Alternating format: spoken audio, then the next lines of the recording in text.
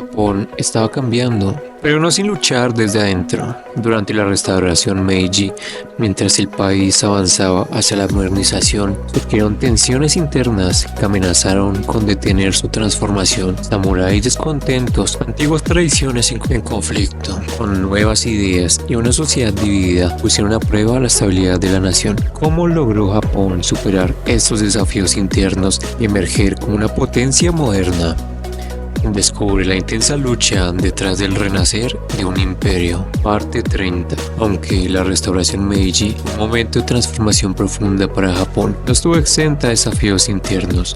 A pesar de los esfuerzos por modernizar el país y consolidar el poder central bajo el emperador, la resistencia interna de diversas facciones sociales y políticas a menudo amenazó con desestabilizar el proceso de reformas. El grupo más afectado por las reformas de la restauración Meiji fueron los samuráis, que habían sido la clase dominante bajo el sistema Tokugawa.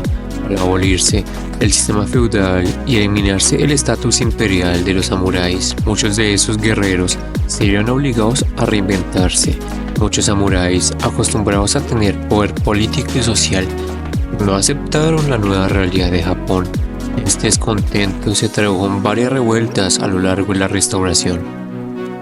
Una de las revueltas más significativas de la rebelión Satsuma del año 1877, dirigida por el líder samurái Saigo Takamori, había sido uno de los principales impulsores de la restauración Meiji. La rebelión fue una de las últimas resistencias significativas contra la modernización y la centralización de poder bajo el emperador. Sin embargo, el ejército Meiji, moderno y mejor entrenado, derrotó a los rebeldes, marcando el fin de la era samurái y consolidando el control de un nuevo gobierno central. El fin del sistema feudal también trajo consigo la abolición de las castas sociales, lo que, aunque liberó a muchas personas, también generó tensión en las clases bajas.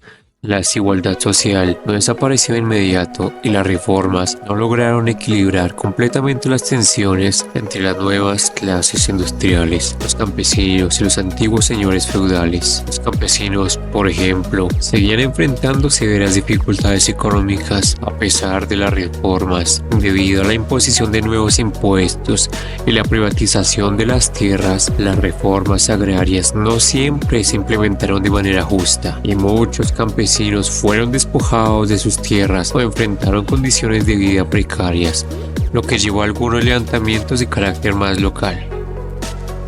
Mientras que la élite Meiji quería transformar a Japón en una nación moderna y centralizada, hubo movimientos que intentaron preservar los ideales del pasado, ya sea mediante la restauración del shogunato o la defensa del sistema feudal. A pesar de la caída del shogunato Tokugawa, algunos sectores del país seguían apoyando la restauración del shogunato y una vuelta al sistema feudal. Estos movimientos eran principalmente impulsados por samuráis descontentos y facciones militares que sentían que la centralización del poder imperial les dejaba sin poder político. Estos grupos contrarrevolucionarios creían que el emperador no estaba preparado para gobernar y que Japón necesitaba un líder militar fuerte, como un shogun, para asegurar su prosperidad. Sin embargo, las reformas del gobierno Meiji, junto con el apoyo de la clase burguesa y nueva burocracia, lograron sofocar estos movimientos rápidamente.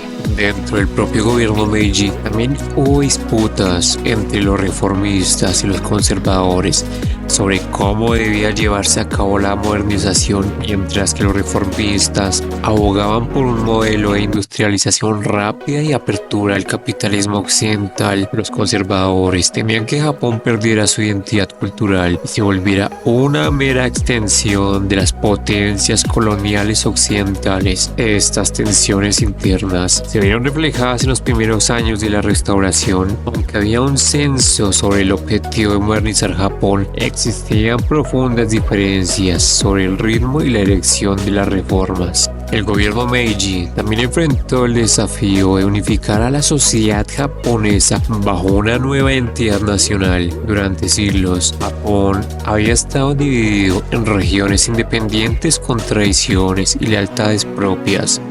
muchas de las cuales ahora estaban siendo reemplazadas por una cultura más nacionalista y que intentaba unificar el país. Una de las estrategias más eficaces para consolidar la identidad nacional fue la educación.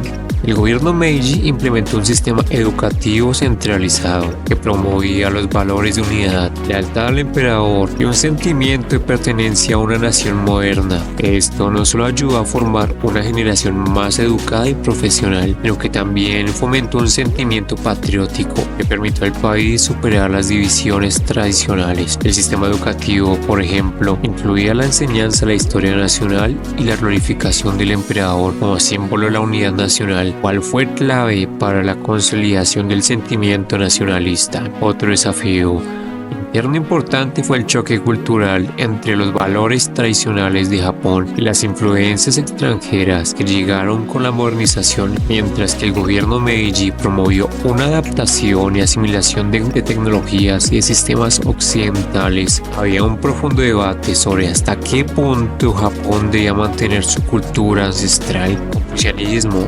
budismo y otras tradiciones japonesas fueron puestas en tensión con el capitalismo y las ideas democráticas que llegaron de Occidente. El shintoísmo, por ejemplo, fue utilizado por el gobierno Meiji como una herramienta ideológica para promover la unidad nacional y la devoción al emperador. Aunque muchos sectores de la sociedad aceptaron esta nueva forma de nacionalismo, otros se sintieron incómodos con la pérdida de elementos culturales tradicionales.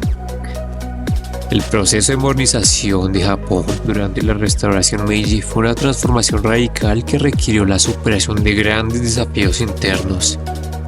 Concluimos que las revueltas samuráis, las resistencias al cambio social y los movimientos contrarrevolucionarios fueron solo algunos de los obstáculos que el nuevo gobierno Meiji tuvo que enfrentar en su camino hacia la consolidación de un estado moderno y centralizado. Aunque Japón logró superar muchas de estas tensiones mediante un hábil manejo de la educación, las políticas económicas y las reformas militares, los conflictos internos no desaparecieron por completo. La adaptación a la modernidad fue un proceso largo y complicado, marcado por el choque de visiones sobre lo que había de ser el futuro de Japón.